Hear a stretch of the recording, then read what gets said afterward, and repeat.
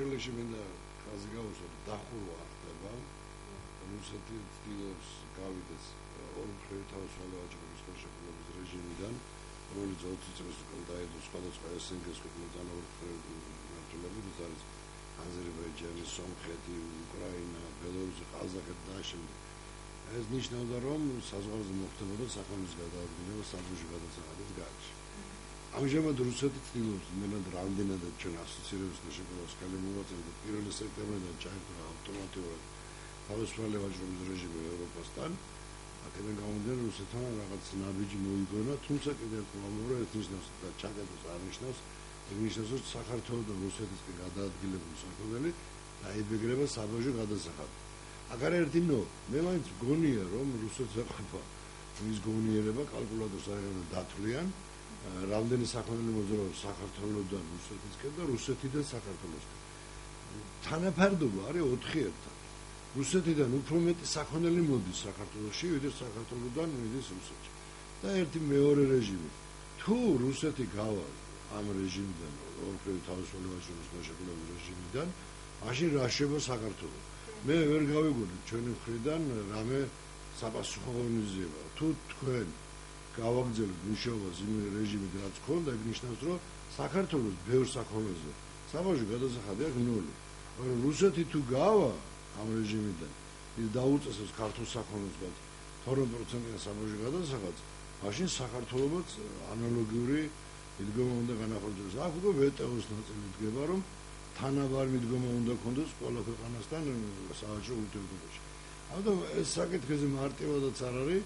მე ვფიქრობ, რომ რუსეთი რომ დაითulis, თუ ესე მიუდგება მას საქართველოს ხარე, რუსეთი რომ დაითulis ამ თავის მოგებაზაროს, შენ გადაიფიქროს კიდევაც აქედან გასვლამ და მას ეს არ აწყობს.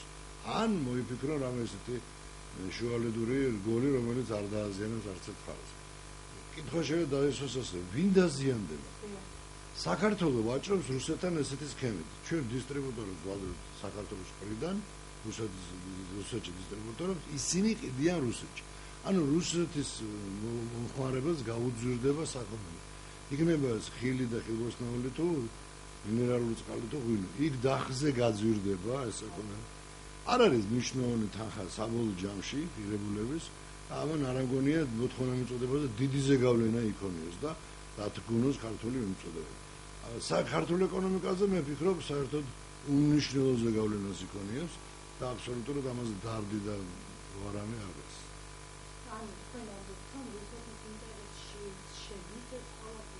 რუსეთი ენერგეტიკა რო გამოურიცხოთ, საკმაოდ სოლიდურად არის წარმოდგენილი. კვების პროდუქტების ბაზარზე, იგრბილი და მინერალური წყლების წვენების ბაზარზე, საკმაოდ სერიოზულია სამხარებლო ბაზარის ნაწილის საოჯახო ქიმია, ტყილეულობა ძალიან დიდი ჩამონათვალი არის, რაზეც ჩვენ რუსეთთან გვაქვს ურთიერთობა. რუსეთს საკმაოდ სერიოზული ბაზარად მიაჩნია საქართველოს ხარ.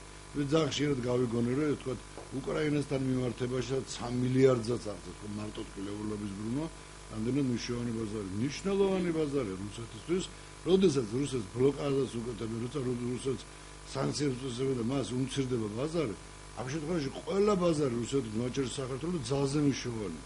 აქედან გამომდინარე, რომ მე ვამბობ, რომ რუსეთს არ აწყობს აქედან გასვლა ორმხრივი ხელშეკრულებიდან, იმიტომ რომ მისი ბიზნეს ინტერესები დაზიანდება. იგი ვთქვათ, მთელი რძის პროდუქტები, დანონი და ყველაფერი ჩვენ და რუსეთიდან მოდის, ხო? დანონი რუსული პროდუქტია, საკმაოდ მოთხოვნადი პროდუქტია და საკმაოდ დიდი რეალიზება აქვს.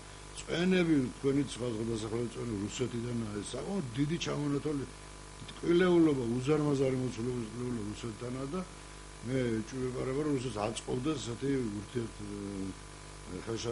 ხელშეკრულებიდან გასვლა და დაბეგროს საქმეს. თუ რუსეთი აქედან გავა, ჩვენ უნდა ვეცადოთ, რომ იმ საქონელზე, რაც რუსეთში შემოგვიყვება საქართველოში, ანალოგიურად საბჭოთა გადასახადი დავაწესოთ. ჩვენ არ აგვაქვს დაწესებული ამ საქონელზე, წვენებზე გვაქვს, წვენებზე გვაქვს. სხვა საქონელზე უნდა ჩავერთოთ მექანიზმი, დავბეგროთ საბჭოთა გადასახადი. საქართველოში არ გაუწევთ რუსულ საქონელზე კი?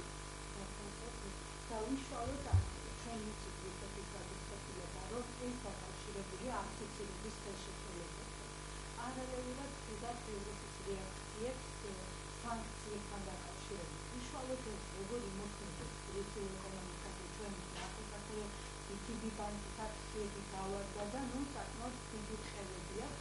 თუნდაც აი ამ ფაქტის დამატებით საბოლოო შედეგი რა შეიძლება იყოს ეს პროცესი განვითარება. ერწმუნეთ, რომ რუსეთს უკრაინაში ავანტურა ძალიან ძვირად დაუჯდება. ეს ასეთი მარტივი სქემა არ არის.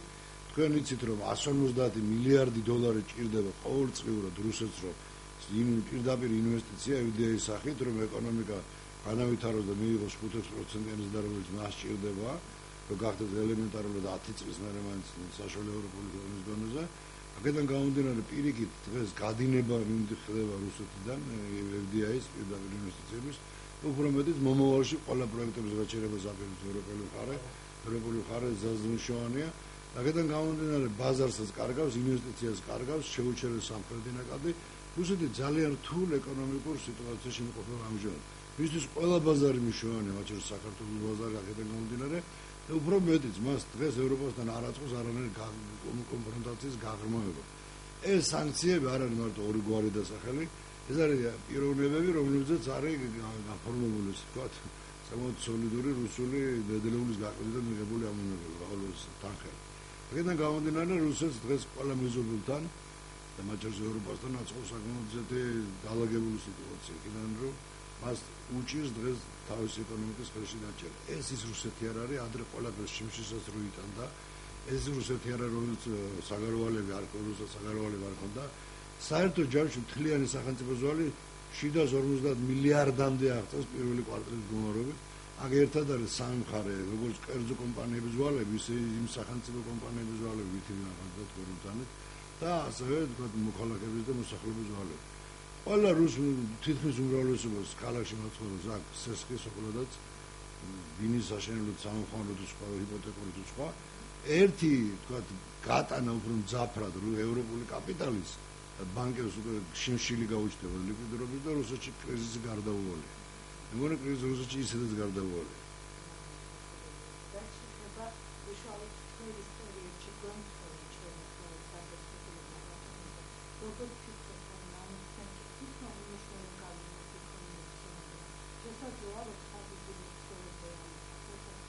თქვენ ბრძანეთ სპორტის მაჩვენებელთან დაკავშირებით. იზოლე დღეს საკმაოდ სწრაფი ტემპებით იზრდება ექსპორტი 28%-ს გადააჭარბა. რა თქმა უნდა, ამაში დიდი როლი მიუძღვის რუსეთის ბაზის გახსნილობას. თელთან დაკავშირებით მინდა გითხრათ, მე ვფიქრობ, ისე არის რუსეთის ბიზნეს სტრუქტურები ინტეგრირებული ქართულ ბიზნეს სტრუქტურებთან ამ ღვინის საკითხში. ქართული ღვინის ბიზნესში რუსული ბიზნესი ისე არის ჩახლართული და ის იმდენად დიდი მოგება უდევთ, რომ არ მეგონია პუტინის მთავრობას აწყობდეს იმ ბიზნესმენების გადაკიდებაც კი, რომელიც ახლა რუსეთის მხარეს ქართულ ბიზნესს აწარმოებს. ამიტომ მე არ ვფიქრობ, რომ რამეს დიდ ზეგავლენას მოახდენს თვალზე ამჟამად რუსული ესეთი დამოკიდებულება ორთულო თავისუფლების მოსაჯულება.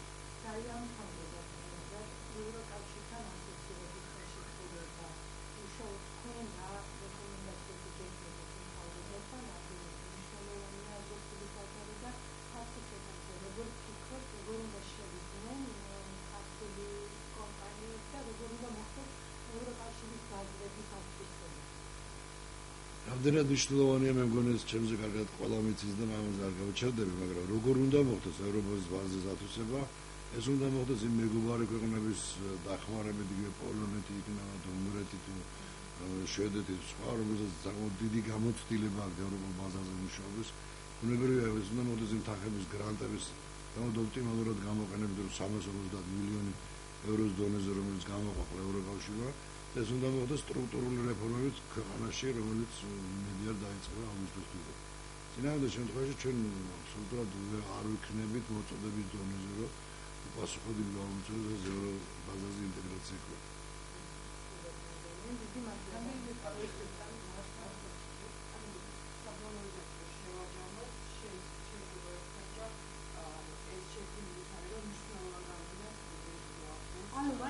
არა, ვერ მოახდეს ეკონომიკაზე მიშოვანზე.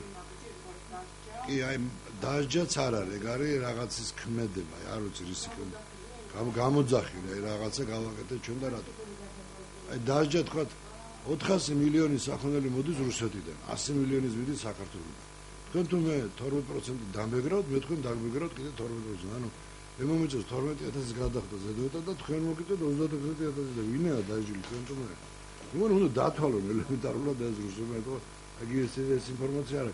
ესე არ არის რომ ქართველებს ჭირდება რუსული ბაზარი და რუსებს არ ჭირდება. საკმაოდ დიდი დოზით არის ეს რუსები წარმოდგენილი ქართულ ბაზარზე, რომ ჩვენ სულ ესეთი პოზიცია გვეჭირა, არიქა არ ეწყინოს, არიქა არ გაბრაზდნენ, არიქა გული არ დავწყვიტოთ და სულ არ ვახსენებდით რომ ისინი საკმაოდ მაღალი დონით არიან ქართულ ბაზარზე წარმოდგენილი და ამიტომ ეს დათმობა ჩვენი მაგათ ჩათვალეს რომ ეს არ არსებობს პრობლემა.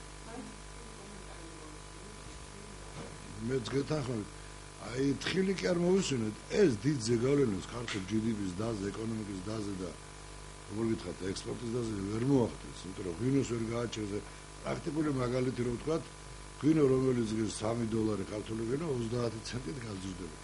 არ მგონია რუსმა ძალიან იდარდოს იმაზე რომ 30 ცენტით მეტი ეღირება და ნაკლები არის. ეჭვება რა. ერთი კი